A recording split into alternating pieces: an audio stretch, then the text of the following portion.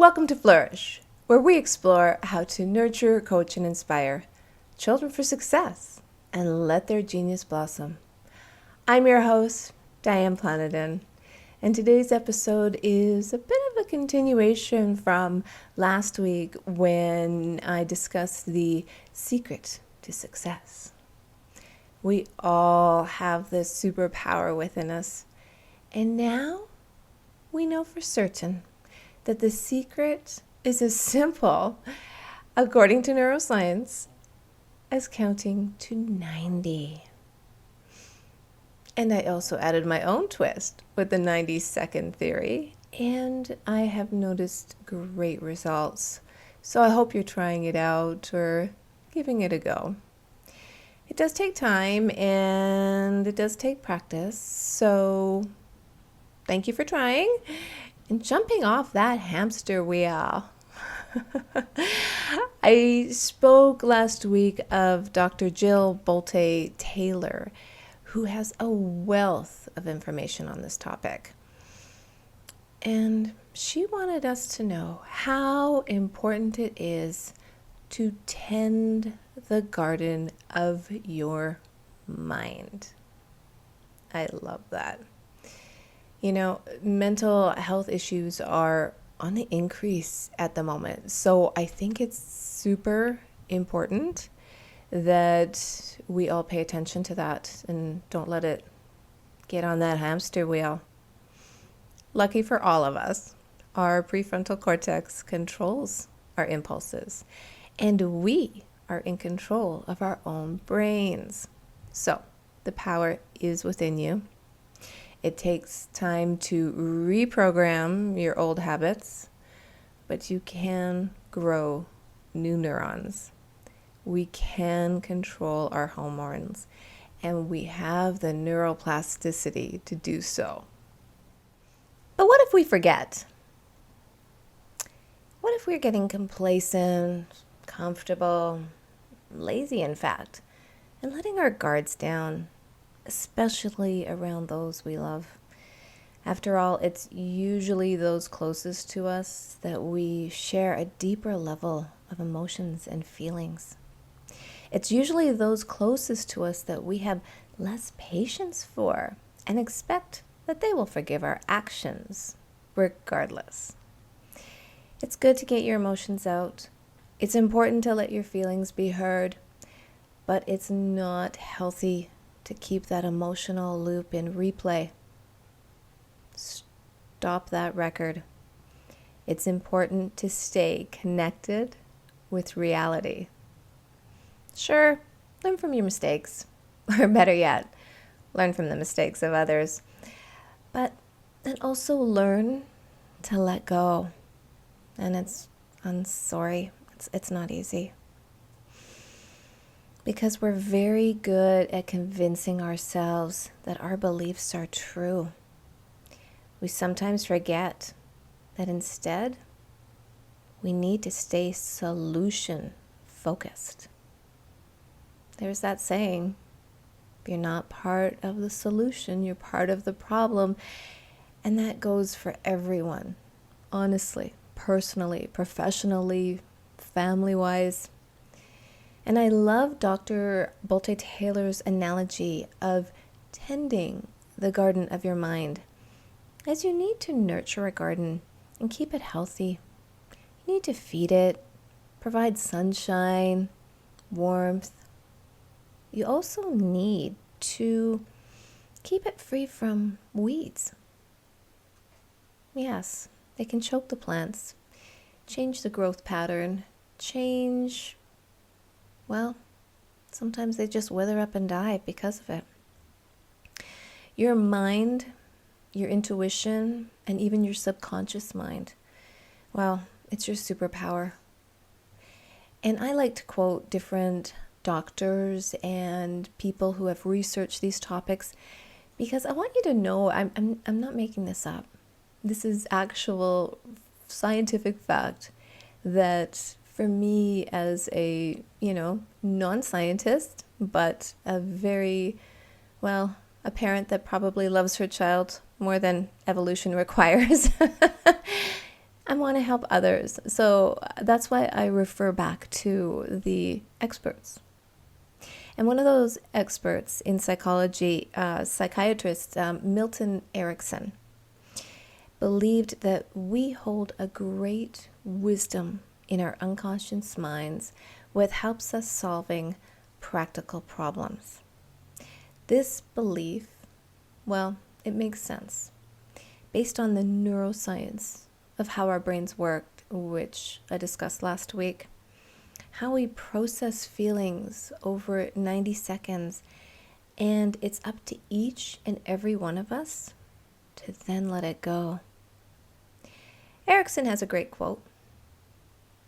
Life will bring you pain all by itself. Your responsibility is to create joy.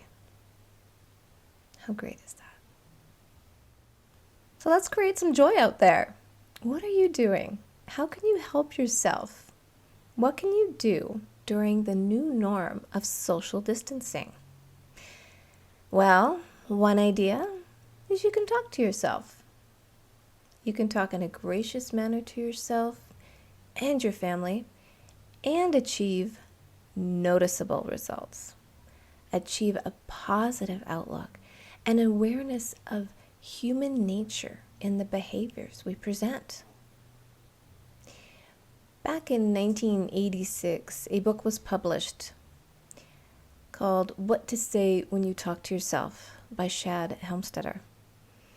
I had never heard of this book before, which is odd considering I had a career in sales. And, well, when you're in sales, when you are working for free until somebody decides to sign on the dotted line, well, you need a lot of cheerleaders and you need a vibe that stays alive and keeps you on point and keeps you going. And just like the Energizer Bunny, it's super important. But this book was before my time, and there was other books on self-motivation, and that was even before the neuroscience of understanding how the brain really works was brought to the world's attention. Fascinating, actually. Fascinating. As you can trace self-help, inspiration, way back to the Bible and beyond, philosophers. But I'm not going down that rabbit hole today. I just want to tell you what that means. It means that we all have had this superpower within us all along. Now we have the scientific evidence that proves that what you say to yourself and how you say it does make a difference. We are constantly programming, reprogramming our brain power, our internal CPU. And sometimes we forget this. Again, lucky for us, there is actually a more recent version of the book that has been republished. I think it was back in 2017. And I will give you one quote from the book. I love this. The brain simply believes what you tell it most. And what you tell it about you, it will create. It has no choice. That's exactly, in a nutshell, what Dr. Jill Bolte-Taylor was discussing in her talk. And by the way, I'm just going to put this out there because I'm not talking hokey pokey spirituality, and if I pray to my mind, I will have millions of dollars. No. Your brain is not a wishing well. It's not. It's your opportunity to remind yourself what you want to be, who you are, and not what other people's perceptions are of you. You make up your own mind and keep it that way. Everyone's entitled to their opinion, but only you know your true persona and value and self-worth. So how do you do this? How do you do this? Well, it doesn't even cost you any money. It involves talking to yourself and your family in a positive manner and repeating the same manner over and over again. It's how we learn. Repetition. What does that mean? Well, here I go again. It means you're forming a new habit. It means you are reprogramming yourself and controlling yourself and planting new seeds to grow. It means you're working harder on yourself than anything else. You have amazing self-worth, and you need to remind yourself of that. It also takes time, hence my plant analogy, because there's no quick fix here. But I thought about the plant analogy after the tending the garden of your mind comment, and it's springtime. It's springtime here in North America, and I am so excited to start gardening. But do I buy seeds and germinate them and then plant them in the ground and nourish them?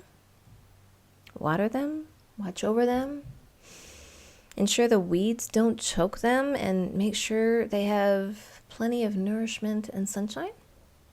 Or do I buy a plant that someone else has cultivated, and as a result I have an instant solution? But what if it's not a healthy plant? What if there's weeds there or bugs that I can't see? The answer is clear. I must cultivate my own garden in order to ensure healthy results. That's why I say it takes time, just like planting a seed. Because after all, we're all farmers, aren't we? We're all cultivating all the time, and not necessarily just from what Mother Earth has given us. If we choose to do so, we can bloom and flourish. That was a great discovery for me personally, and why I added on to that 90-second rule and made it a little good twist for my own self. There's an Oscar Wilde quote that I think is quite relative, and it says, "Be yourself. Everyone else is taken." This is my point. This is from a gentleman who was born in the 1800s. These ideas are not new, but we need to remind ourselves of them. We need to help ourselves. And I don't mean therapy. I mean to use that machine we were all born with and harness your own power. Shut your eyes and see. James Joyce. Tune out the outside world. Tune in to yourself. Tune out your negative self-talk and tune in to what is really, really important. Don't settle. Keep searching and tend the garden of your mind. Once you make a decision, the universe conspires to make it happen. Waldo Emerson. Make the decision to plant the seed and take care of yourself and your family. It takes an average of 30 continual days to form a new habit.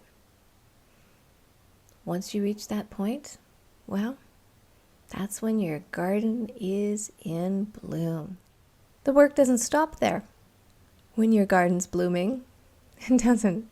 You still need to maintain and cultivate. Keep the bugs away. Keep the weeds away. You know, they will always try to invade your garden, and they will never give up. Never, never, never.